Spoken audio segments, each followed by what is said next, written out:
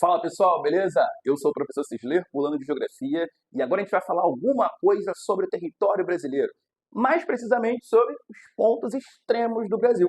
Esse assunto aqui ele é importantíssimo para você que vai fazer aí a prova de segmento militar, para você que vai prestar o vestibular também.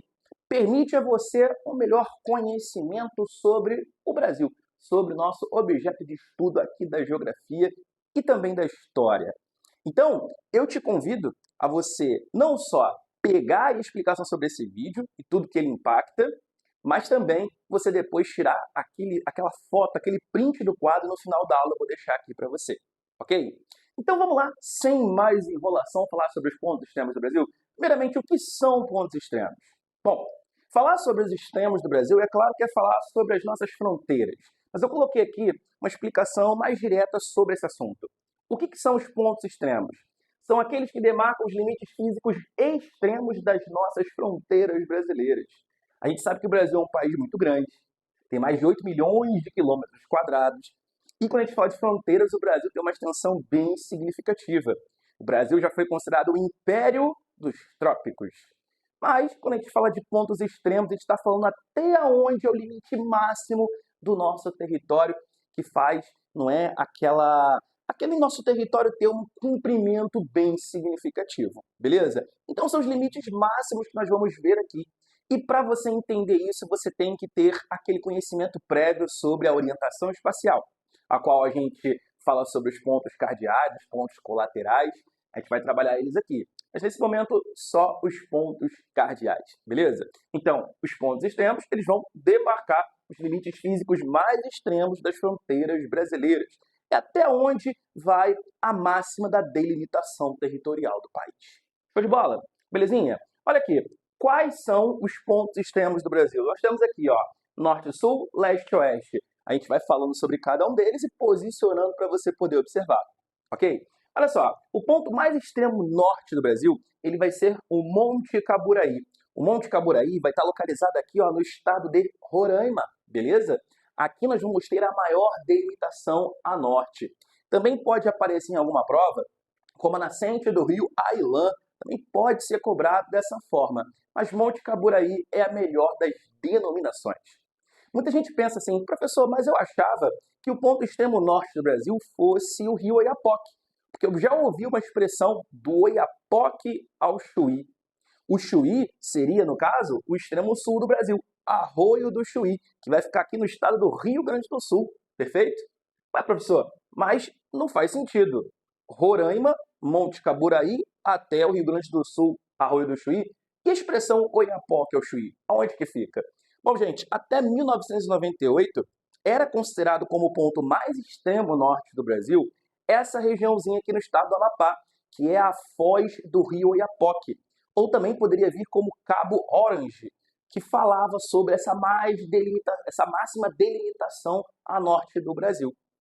Entretanto, o IBGE, a partir ali dos anos 90, teve recursos mais abrangentes tecnológicos, como o próprio sistema de GPS, e percebeu-se que o território do Brasil era um pouco mais extenso do que se imaginava.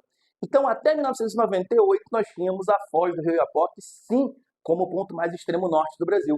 Daí a expressão, do Oiapoque ao Chuí, no Rio Grande do Sul. Mas agora, você sabendo desses dados, se aparecer em alguma prova para você, você vai ter que considerar Roraima aqui, onde tem o Monte Caburaí.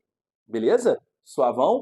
Cara, já pensou tu ver isso numa prova? Tu vai lembrar de mim na hora que você falar, caraca, aqui eu não vou cair não, nesse caô aqui eu não caio não. Então, fica a dica aí para você que está vendo esse vídeo agora. Leste e oeste. No leste nós temos aqui a Ponta do Seixas, que vai estar localizado no estado da Paraíba, e no oeste, no estado do Acre, nós vamos ter aqui a nossa Serra da Contamana, aonde temos a nascente do rio Moá. Também pode vir como essa nomenclatura. Serra da Contamana ou nascente do rio Moá, tanto faz, é o ponto mais oeste do Brasil. Suave, gente? Deu para poder pegar a visão? Ora, a gente tem muita coisa para falar sobre esses pontos extremos. Primeiro, que o Brasil, obviamente, ele não começou desse jeito. Ele foi sendo desenhado à medida em que atividades econômicas elas foram se desenvolvendo lá no nosso período colonial, posteriormente no período do Império, até chegar aqui no período republicano, correto?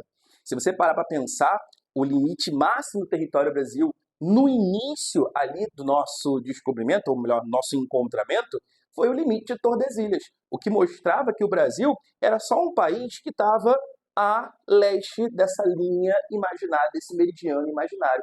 O Brasil era só essa partezinha daqui. Mas com o tempo, nós tivemos o desenho do nosso território ao longo desses 3 períodos. O último espaço que veio a fazer parte do território do Brasil foi o território do Acre, em 1903, quando ele foi comprado da Bolívia. Se você quer saber um pouco mais sobre essa história, você tem que conhecer a nossa plataforma, porque isso daqui é apenas um grãozinho de areia dentro de um conteúdo muito extenso que a gente fala sobre a formação do território brasileiro. Então fica a dica aí para você que vai fazer a prova da ESA, a prova da SpaceX, para você que vai fazer o Colégio Naval e também para você que vai fazer o vestibular, porque essa construção do território é um conteúdo que dialoga muito com a história. Beleza? Vamos continuar aqui, falando um pouquinho sobre esses extremos do Brasil? A terceira pergunta que eu te faço é o que isso significa para o nosso país? O que isso significa para a gente? Eu tenho só que decorar esses pontos extremos e é isso? Na verdade, não. Algumas questões de prova, elas aparecem com maior contextualização, com maior interdisciplinaridade, com maior conversa entre diferentes assuntos da mesma disciplina também. Então você tem que também pensar mais longe. Olha só. Primeira questão, a extensão longitudinal. Para você que não pegou a aula de fusos horários ainda, e eu tenho certeza que você vai pegar na plataforma, essa extensão longitudinal significa a extensão leste-oeste do território do Brasil. Então nós vamos ter aqui essa extensão longitudinal sendo do Acre até a Paraíba. O Brasil tem uma grande extensão longitudinal, que vai aqui, ó, 4.319,4 quilômetros nessa extensão. Mas o que significa essa extensão leste-oeste do Brasil, gente? Ora, isso significa que o Brasil ele vai ser abrangido por diferentes fusos horários. Coloquei aqui, ó, existência de diferentes horários. Se você não estudou ainda o sistema de fusos horários, saiba que são as longitudes que configuram o horário global. Então a gente vai ver que o Brasil, por ter essa grande extensão, é abrangido por diferentes longitudes, o que faz com que o Brasil tenha 4 diferentes fusos horários. Eu que estou no Rio de Janeiro, estou no local que é considerado o horário oficial do Brasil, que é o horário de Brasília. O Nordeste inteiro está nesse fuso horário, o Sul inteiro está nesse horário, o Sudeste inteiro está nesse horário. E no Centro-Oeste eu tenho Goiás, sendo também desse horário, o estado de Goiás. E no Norte eu tenho Tocantins, Pará e Amapá, que também vão estar sendo abrangidos por esse horário oficial de Brasília. Mas nós temos outros horários também, sendo mais atrasado o horário de Rio Branco, no estado do Acre. Tá pegando a visão? Então, por conta dessa grande extensão leste-oeste, o Brasil é abrangido por 4 diferentes fusos horários. Pega essa ideia, pega essa visão. Segundo ponto, extensão latitudinal. Não confundam, latitude e longitude são coisas distintas. Abordam um conceito importante sobre localização espacial, mas são coisas distintas. Se a longitude é a extensão leste-oeste, a latitude vai ser a extensão norte-sul. Perceba, o Brasil tem de extensão norte-sul 4.394 km,7. Aqui você percebe que o Brasil é um país praticamente equidistante. As distâncias leste-oeste e norte-sul são praticamente iguais. Não são iguais, mas são bem parecidas aqui. Perfeito? Então essa extensão norte-sul é a nossa extensão latitudinal. Perfeito? E o que isso significa para a gente, gente? O que a gente pode falar sobre isso? Olha só, essa grande extensão latitudinal configura para a gente um país com uma diversidade climática. É claro que o Brasil ele vai ser um país que se localiza majoritariamente na zona tropical, na zona quente do planeta, que está entre os trópicos de Câncer e de Capricórnio. Show de bola! Mas, se você pega o Brasil até a região sul, você vai ver que essa partezinha aqui do nosso território, que engloba parte de São Paulo, Mato Grosso do Sul, Paraná, Santa Catarina, Rio Grande do Sul, essa extensão aqui mais a sul do Brasil, ela vai estar fora dessa faixa tropical. Isso significa que lá o clima ele será diferente do restante do Brasil. Eu vou ter um clima que é um pouco mais frio no inverno e que os verões, embora quentes, não são aqueles verões que matam o ser humano como no restante do Brasil. Eu que estou aqui no Rio de Janeiro, deu um problema no meu ar-condicionado aqui nesse estúdiozinho, e eu estou só com um ventilador aqui, né, der para perceber, eu estou suando a beça. A gente está aqui nesse momento que estou gravando esse vídeo no momento do verão, então aqui é o inferno. À medida em que você vai subindo, entre aspas, no Brasil e chegando próximo aqui do norte, do nordeste, se aproximando da linha do Equador, vai ficando mais quente. E à medida que você se distancia dessa linha do Equador, a tendência é que vá ficando mais frio. Não que no sul não esteja quente nesse momento, está quente sim, mas com certeza não é tão quente como o restante do Brasil. Perfeito? Então, essa extensão latitudinal, essa grande variação que nós temos, norte e sul, que vai fazer com que o Brasil ele tenha essa diversidade climática. E claro, se o Brasil é um país muito grande, né, nós vamos ter, mesmo na faixa tropical, diferentes fatores interferindo. Um exemplo é aqui, ó, na porção centro-oeste do Brasil. É muito quente e tem períodos muito secos no meio do ano. Aqui no Nordeste eu tenho um tropical, um clima quente, porém semiárido, porque tem chuvas escassas no interior em longos períodos do ano. Já próximo do litoral, eu tenho um clima quente também, tropical também, mas tem a influência do mar, da maritimidade, então tem chuvas constantes. E aqui próximo da região norte, eu tenho um clima que também está na faixa tropical, mas se denomina como equatorial, onde eu tenho calor muito significativo.